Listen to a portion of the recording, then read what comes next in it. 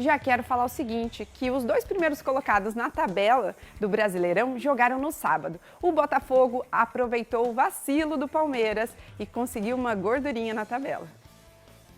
Na rodada passada, o líder Botafogo jogou antes que o Palmeiras e tropeçou.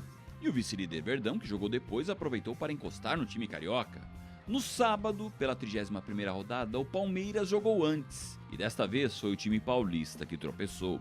Empatou em casa com o Fortaleza em 2-2. De pênalti, Rafael Veiga marcou para o Verdão, 1-0. Chutaço de primeira da meia-lua e golaço de Hércules, empate do Fortaleza, 1-1. No segundo tempo, o Palmeiras teve mais um pênalti marcado pelo VAR.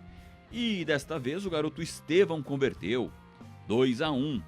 11º gol dele, artilheiro do campeonato ao lado de Pedro do Flamengo. Mas o Fortaleza quer entrar nessa briga entre Palmeiras e Botafogo e se colocar na condição de lutar pelo título. Moisés aproveitou o vacilo de Mike e empatou o jogo, 2-2. O empate até colocaria o Palmeiras na liderança, mas precisaria de um tropeço do Botafogo.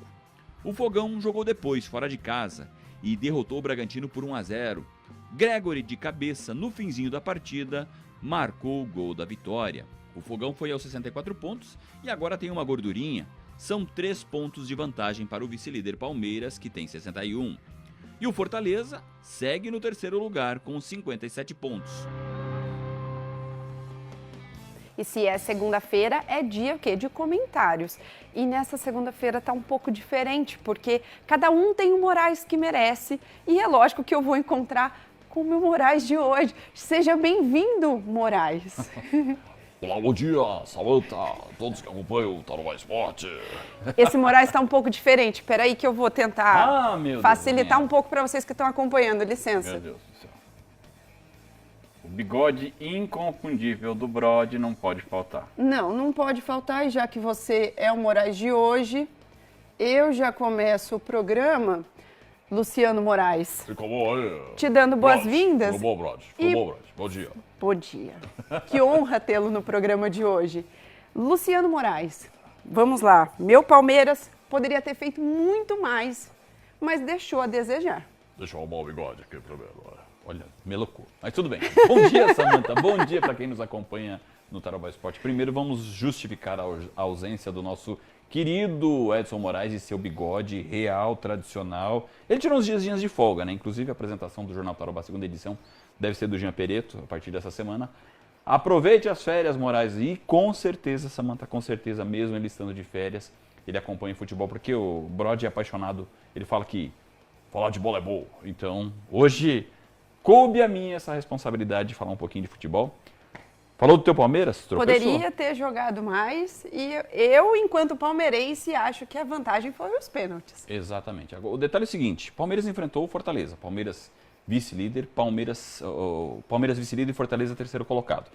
Agora, em termos de tabela, é um jogo duro, um jogo equilibrado, mas como o Palmeiras tinha a possibilidade de assumir a liderança, e ele até foi líder do campeonato por um certo momento, porque com o empate em 2-2, o Palmeiras jogou às 4h30 da tarde no sábado, o empate em 2-2 deixou ele com 61 pontos, mesmo número de vitórias do Botafogo, mesma pontuação, porém, o Palmeiras teve vantagem, então, no número de saldo de gols. O Palmeiras é dono do melhor ataque do Campeonato Brasileiro e assumiu a liderança por poucas horas, digamos assim. Porque depois o Botafogo entrou em campo, sofreu para vencer o Bragantino por 1-0, só que o Botafogo venceu fora de casa, ou seja, retomou a liderança, criou essa gordurinha e dá para considerar, sim, um tropeço do Palmeiras, mesmo jogando contra o terceiro colocado Fortaleza, jogando em casa, deixou de vencer e perdeu a chance de deixar essa disputa pela liderança um pouco mais embolada. Então a situação é essa, Botafogo hoje líder 64, Palmeiras vice-líder 61 pontos.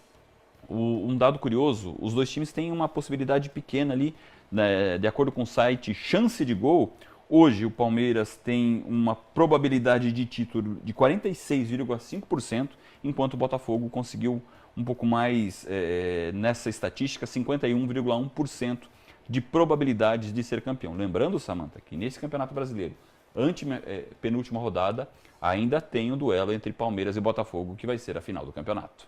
Eu quero aqui ressaltar que o primeiro pênalti, apesar de trouxe a vantagem ali para o Palmeiras, foi questionado e o segundo ainda teve a avaliação ali do VAR. O segundo foi mais questionado por quê? porque quando teve o arremate e a bola toca no braço do Iago Pikachu, o VAR, o árbitro de campo, que era o Ramon Abate-Abel, ele considerou um lance normal. Ele não teria dado pênalti, ele foi chamado pelo VAR e teve a recomendação de fazer a marcação, então, da penalidade máxima. O Palmeiras, com esse gol do Estevão, ficou na frente do placar.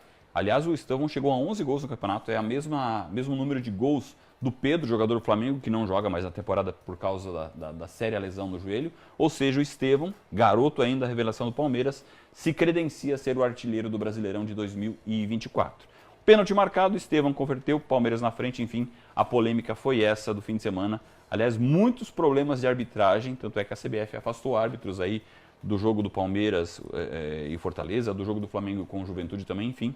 Foram erros de arbitragem que marcaram essa 31ª rodada, até agora. Antes da gente dar continuidade, vou pedir para você, inclusive, falar das mudanças que tiveram no Bragantino. Exatamente. O Bragantino agora, ele passa a ser um candidato ao descenso. E depois dessa derrota para o Botafogo no último sábado, o Bragantino anunciou a demissão do técnico português Pedro Caixinha. Luciano, com esses 2 jogos, a gente tem já o que altera aí na rodada? A gente tem uma expectativa já com relação a esses 2 jogos que aconteceram? Como é que fica a situação? Nós tivemos 8 jogos no sábado, daqui a pouco a gente vai ver os gols das outras partidas, mas o que chama atenção é essa disputa entre Botafogo e Palmeiras, lembrando que o Botafogo tem Libertadores da América, na quarta-feira joga contra o Peñarol, e algumas situações bem curiosas, porque um provável título do Botafogo na Libertadores da América, a exemplo de um provável título do Corinthians, do Flamengo na Copa do Brasil, ele pode mudar, por exemplo, a disputa por Libertadores da América do ano que vem, 2025. Ou seja, hoje um G4 pode virar um G6 e um G6 pode até virar um G8, porque caso o Botafogo vença a Libertadores e termine nessa faixa de tabela, e vai terminar fatalmente, ele aumenta uma possibilidade de alguém ingressar de maneira direta na próxima Libertadores da América, a exemplo do Flamengo, que hoje aparece no 4º lugar e que também vai fazer a final da Copa do Brasil contra o Atlético Mineiro. Se ambos forem campeões, então o G4 vira um G6 e o G6, porque o 5º e o 6º colocados que vão para a fase prévia da Libertadores, o G6 vira então um G8. Essa possibilidade de título do Botafogo, ele aumenta inclusive o interesse de outros clubes que estão mais abaixo na tabela.